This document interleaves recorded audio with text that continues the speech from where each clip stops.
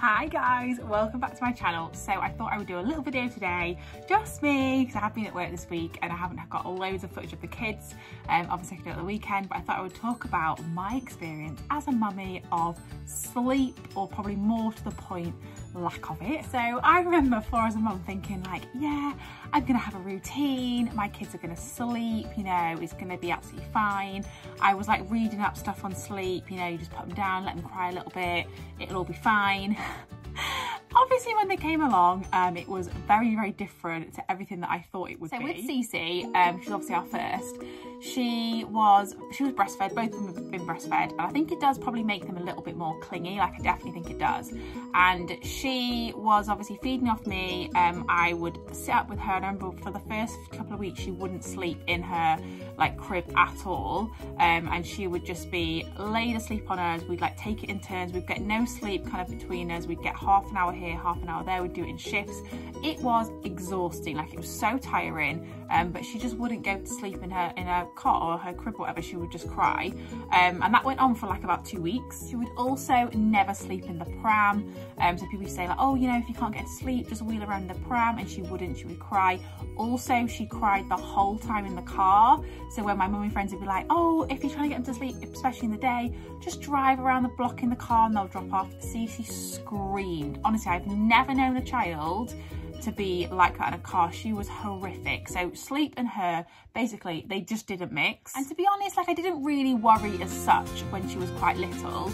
I had her in a sling a lot. I used to kind of just get stuff done with her, especially to be my first, you know, I could just get jobs done while she's in the carrier, and she was quite a small baby, so that was fine. And then I remember having in my head I was going back to work, and obviously she was going to go to the childminder. I wanted to be able to have like some form of routine where I could say she sleeps at this time, because I just thought that's what you did as a mum. I actually started doing sleep training when she was about probably 6 to 9 months, I think it was. And I remember it so clearly, like sitting outside her room.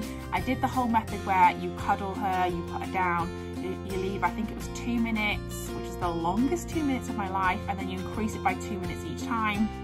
Try not to pick her up, going in, comforting her, just cuddling her, and then like, you know, patting her back, and that was it.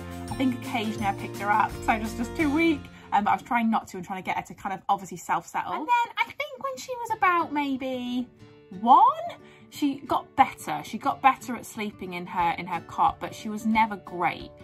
We never co-slept really with Cece. We just used to kind of just not sleep and we'd just try and get her to go to sleep. And then when she was, I think she was 18 months was when I got pregnant with Sunny, and we were obviously like moving house into this house. I was obviously pregnant, there was a lot going on, and I have a really clear memory of being in our house now, being like massively pregnant, and just suddenly having a mad panic that Cece was up like all the time in the night. Sunny's actually crying right now. Adrian's trying to get him to sleep, so our kids still don't sleep.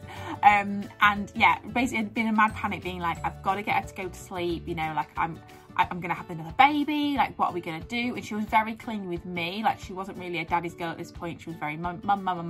And I was really panicking, like, oh my God, how am I gonna have like 2 kids and like a newborn baby when my toddler just wants me the whole time? And I actually got quite like, I don't really think I'm an anxious person, but I definitely did get a bit anxious about it. And I was like, oh God. And we'd got into the bad habit of, we'd made a rod for our own back, into the bad habit of laying with her in bed till she fell asleep. And then obviously, you know, it'd get later and later, and she'd be like, no, mummy, like, don't leave me. And I was like, okay. And then obviously I thought, no, I've got to just like stop this. So we then, as she was a bit older, we did the method where I moved to the edge of her bed. I then moved to the floor. I then moved to the door, then outside the door. And I think it took 2 weeks of doing this every night. Like she screamed a lot, and she's very stubborn. And she was like, no, mummy, lay down with me. But I was like, no. I was so consistent with it, and I was so sure that I was going to do it, that I think she basically just didn't have a choice. And after about 2 weeks, we nailed it, and she went to sleep on her own, basically just in time for Sunny to come along. To be honest, since then, Cece's been, touch wood, pretty good at sleep, you know, like she tends to go to bed around 7:30, give or take, and she tends to sleep through now until about 6:30. rarely do my kids sleep later than 6:30, and obviously she'll wake up in the night if she's got like a full nappy and she wants it changing, although the last 2 nights she has slept through without doing a wee and a nappy, which I thought was amazing. But I have to say she's pretty good, you know. She sometimes fights going to bed, but when she's actually in a bed she will sleep, and if Sunny's crying she does tend to stay asleep. She's actually amazing. So then when I had Sunny, I was like, right, well, I'm totally not making those mistakes again. This baby is going to sleep in its cot from day 1. And then I just totally forgot like everything I was telling myself, and I did that, you know, when they're a newborn. I just held him the whole time, made him really needy. Adrian always has a joke and he's like, he's so needy because you let him be, and I'm like, I know, I've done it again. But you just want to cuddle them, don't you, when they're newborn? So yeah, basically just cuddled him the whole time, didn't put him down enough. And actually I co-slept with Sunny. Adrian was really nervous about this because obviously, you know, like he was really little, but we did it safely, and I always knew, like, I think as a mum, you know you're not going to crush them, don't you? But it felt like it worked for us because he really, like, I used to have really like a lot of milk. I was really full all the time, and feeding laying down worked really well for us. So I just used to feed him while I was in bed, and then we would just kind of sleep, and I would try and put him in his Moses basket, but a lot of the time he would just sleep in bed with me. And you know what? I actually really enjoyed co-sleeping. Like, I really loved it. It just worked so well for us, and I definitely would do it again with a 3rd baby, because it was just so easy. At the end of the day, I think, especially when you've got another child, like what is the most important thing in my eyes was that we are all well rested, we are getting sleep. And I knew that I could not be up and down like I was with Cece and have another child, because it's very like emotionally, not just physically exhausting, but it's emotionally draining. It's like, it's just so full on. So yeah, it worked well for us, and I'm really pleased I did it. And then I think it was maybe when he was about 5 or 6 months, and he's quite a big boy, and I just thought, oh, and he was getting a bit fidgeting, like at night he wouldn't settle in the bed with us. I just thought, no, I think he needs his own space. So we put him in his big cot in his own room. I think it was about 6 months, and he cried. He didn't want to be in there, but I did the same method with Cece where I left him for 2 minutes. I increased it each time. I thought he'd be a lot easier.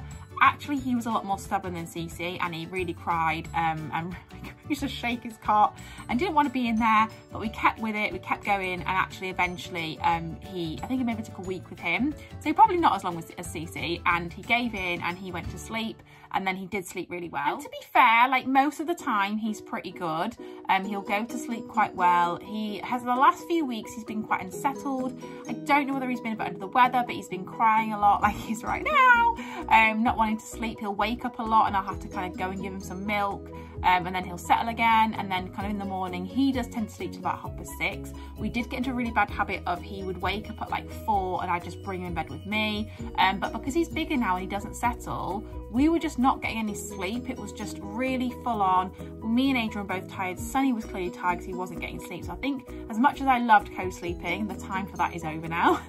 And he just needs his own space to stretch out. He's a really noisy sleeper. Like, he will kind of almost talk in his sleep. He'll murmur in his sleep. He'll roll around. He'll wave his arms. And I think when he's in a bed with other people, it just gets too much and he just needs his own space. So yeah, right now I feel like we're doing okay. We're doing okay with sleep. We are all getting sleep, which is good.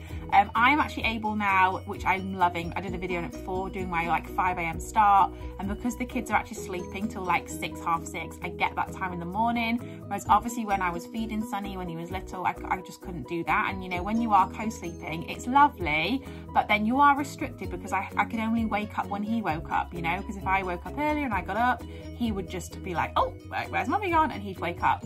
So as lovely as it was, it is really nice to have my mornings back and have a bit more freedom as well. And obviously, you know, right now with lockdown, we can't go out anywhere, but the whole reason that I wanted him to sleep well was because we were meant to be going to loads of weddings this year, and I wanted to get him into the routine of, you know, going to sleep so we could leave him with family, and obviously that hasn't happened. But I am positive and I am hopeful that this year at some point, you know, we've got a couple of weddings to go to, we want to go out for dinner, that kind of thing. I'm 30 this year.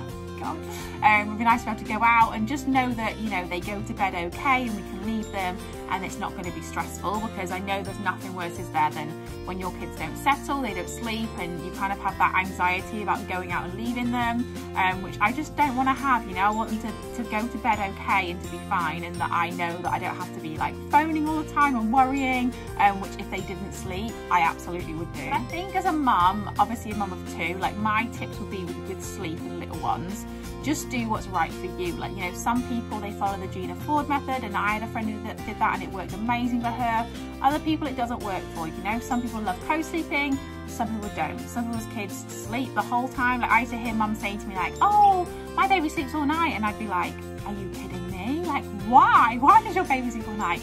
But actually, I don't think it's really anything we do. I think it's just the child, isn't it? And I do think that sometime in their lives, all kids are hard work, and sometimes they're easier when they're babies and they sleep better, and sometimes they're harder when they get older. So we're just hoping that Cece's going to be a really easygoing teenager, because we seem to have had the raw end of the deal for the majority of her life. No, she's lovely, but she is intense. And yeah, and I just think the most important thing all round is that everybody is getting some form of sleep. So whether it is, you know, co-sleeping or whatever, as long as you're getting rest, like, you can be the best mum you can be. And I think we stress way too much about sleep, don't we? And obviously, yes, if you're going back to work or that kind of thing, then you need to make sure everybody's getting sleep. But I remember thinking as well, like, we kind of try and get them into these routines the whole time, when actually they're growing and learning so quickly. They change so much. So their bedtime's going to change, you know, like whether they wake up in the night is going to change. And I just think, don't stress over it too much, because eventually they will sleep on their own. And this is what I tell myself all the time. When the kids were not sleeping at all, I'd be like, one day they won't even want a story to go to bed. They will just go to bed on their own. I just think I'm going to remember that, so I treasure like these early years with them. So thank you so much for watching. I hope that was useful to share some tips, and hopefully if either you are a new mum or you're expecting, hopefully you will feel a bit more calm about sleep. And yeah, I would say just try and not plan too much. But thank you for watching. I'll see you soon. Bye guys.